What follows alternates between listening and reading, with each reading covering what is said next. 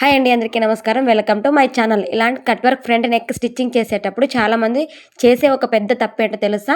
Neck shape కరెక్ట్గా రాకపోవడం, finishing కూడా ప్రొఫెషనల్గా కనిపించకపోవడం. కానీ ఈరోజు నేను చెప్పబోయే ఒక చిన్న టెక్నిక్ ఫాలో అయితే మీ ఫ్రంట్ నెక్ షేప్ చాలా నీట్గా వస్తుంది, కట్ వర్క్ కూడా పర్ఫెక్ట్గా హైలైట్ అవుతుంది. కాబట్టి వీడియోని ఎక్కడ స్కిప్ చేయకుండా చివరి వరకు చూడండి. ఈ వీడియోలో నేను చెప్పే చిన్న చిన్న టిప్స్ అవి మీ టైలరింగ్ జర్నీలో ఖచ్చితంగా ఉపయోగపడతాయి. వీడియో నచ్చితే ఒక లైక్ చేయండి, ఏదైనా డౌట్ ఉంటే కమెంట్ చేయండి. మరి ఆలస్యం చేయకుండా వీడియోని స్టార్ట్ చేసేద్దాం. చూడండి, మీరు నార్మల్ గా ఫ్రంట్ పార్ట్ కటింగ్ ఏ విధంగా అయితే చేసుకుంటారో సేమ్ అదే విధంగా చేసుకోండి. అలాగే మనం నెక్ దగ్గర ఎప్పుడు కూడా ఒక పావించంత వదిలి మార్కింగ్ చేసుకుంటాం కదా ఫ్రంట్ నెక్ కి ఖర్చు కోసము.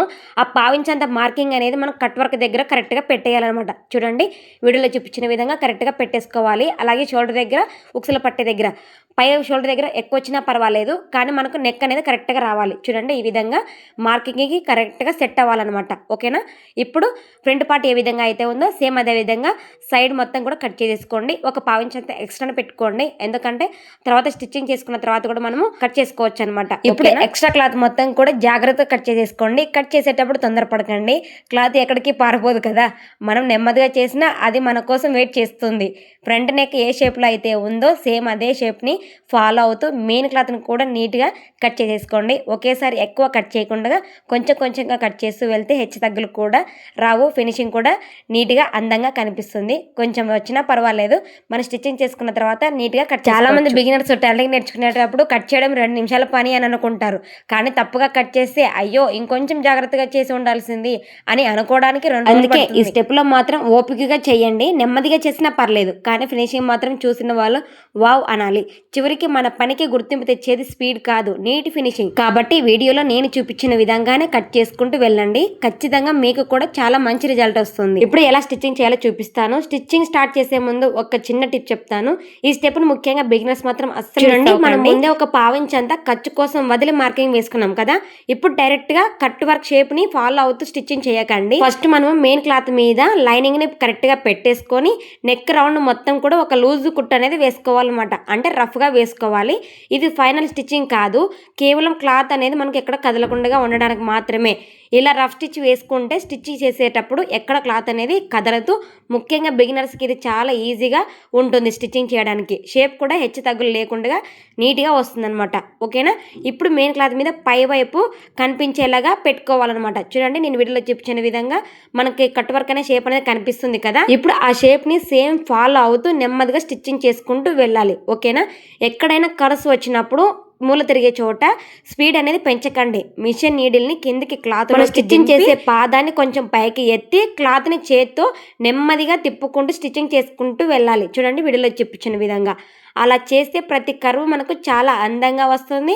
కట్ వర్క్ షేప్ అనేది కూడా ఎక్కడ మనకి పాడవకుండా పర్ఫెక్ట్గా హైలైట్ అవుతుంది. ఒక విషయం మాత్రం మీతో చెప్పాలనుకుంటున్నాను. చాలా మంది అనుకుంటారు మీకు అన్ని పర్ఫెక్ట్గా వచ్చేస్తాయి అని, కానీ నిజం చెప్పాలంటే నేను కూడా ఇంకా నేర్చుకుంటూనే ఉన్నాను. ఇప్పటికీ ప్రతి కొత్త డిజైన్ నాకు కూడా ఏదో ఒక కొత్త విషయం నేర్పిస్తుంది. కొన్నిసార్లు నేను కూడా చిన్న చిన్న తప్పులు చేస్తాను, వాటిని సరి చేసుకుంటూ కొత్త టెక్నిక్స్ నేర్చుకుంటూ ముందుకు వెళ్తున్నాను. అందుకే మీకు మొదటిసారి పర్ఫెక్ట్గా రాకపోయినా అస్సలు బాధపడకండి.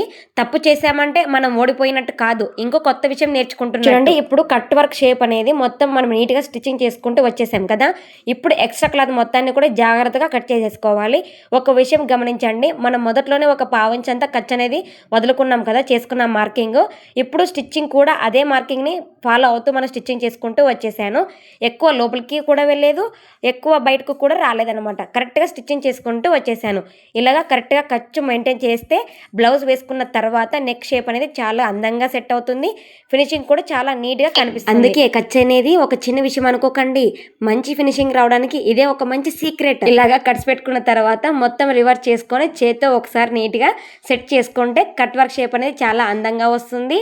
ఫినిషింగ్ కూడా చాలా బాగుంటుంది. అలాగే ఇక్కడ మీరు గమనించినట్లయితే నేను స్టిచ్ అనేది చివర్లో వేసుకుంటూ రావడం లేదు, ఒక పావించంత లోపలికి వేస్తున్నాను. ఎందుకంటే మనకి కట్ వర్క్ అనేది ఏ విధంగా అయితే వచ్చిందో ఆ విధంగా వేసుకుంటూ వచ్చేస్తే థ్రెడ్ అనేది పైన కనిపిస్తుంది కదా, అందుకనేసి ఒక పావించంత క్లాత్ అనేది వదిలిపెట్టేసి స్టిచ్చింగ్ చేసుకుంటూ రావాలి. చూడండి ఎంత నీట్ ఫినిషింగ్ వచ్చిందో కదా. అలాగే మీరు కూడా ఒకసారి ట్రై చేయండి, ఎలా వచ్చిందనేది ఒక చిన్న కమెంట్ చేసేయండి. ఇలాగ మొత్తం కూడా స్టిచ్చింగ్ చేసుకున్న తర్వాత అలాగే సైడ్ జాయింట్ మొత్తం కూడా స్టిచ్చింగ్ చేసేసుకోవాలి. ఓకేనా? మొత్తం కూడా స్టిచ్చింగ్ చేసేసి ఎక్స్ట్రా క్లాత్ మొత్తాన్ని కూడా కట్ చేసి మీకు చూపిస్తాను.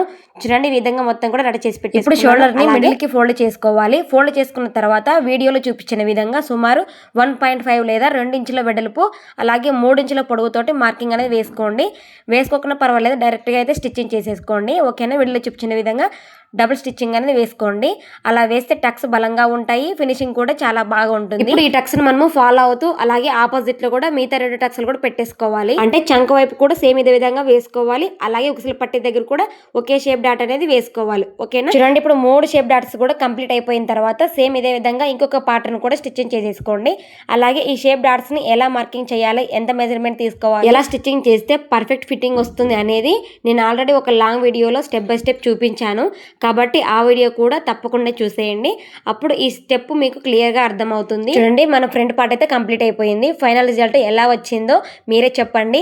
ఒక విషయం మాత్రం గుర్తుంచుకోండి, నేను కూడా ఇంకా నేర్చుకుంటూనే ఉన్నాను. ప్రతి కొత్త డిజైన్ నాకు కూడా ఏదో ఒక విషయం నేర్పిస్తుంది. కాబట్టి మీకు మొదటిసారి పర్ఫెక్ట్గా రాకపోయినా అస్సలు నిరాశపడకండి. ప్రాక్టీస్ చేస్తూ ఉంటే ఖచ్చితంగా మీరు కూడా చాలా మంచి డిజైన్ స్టిచ్చింగ్ చేయగలుగుతారు. ఈ వీడియోలో నేను చెప్పిన టిప్స్లో మీకు ఏ టిప్ బాగా నచ్చిందో కామెంట్లో తప్పకుండా చెప్పండి. మీ కామెంట్స్ చూస్తే సరే నెక్స్ట్ వీడియోలో ఇంకా ఉపయోగపడే టిప్స్ చెప్పాలి అని నాకు కూడా కొత్త ఉత్సాహం అనేది వస్తుంది కదా. వీడియో నచ్చితే ఒక లైక్ చేసి మీ సపోర్ట్ ఇవ్వండి. ఇలాంటి మరిన్ని టైలరింగ్ వీడియోల కోసం మన ఛానల్ని సబ్స్క్రైబ్ చేసుకోండి.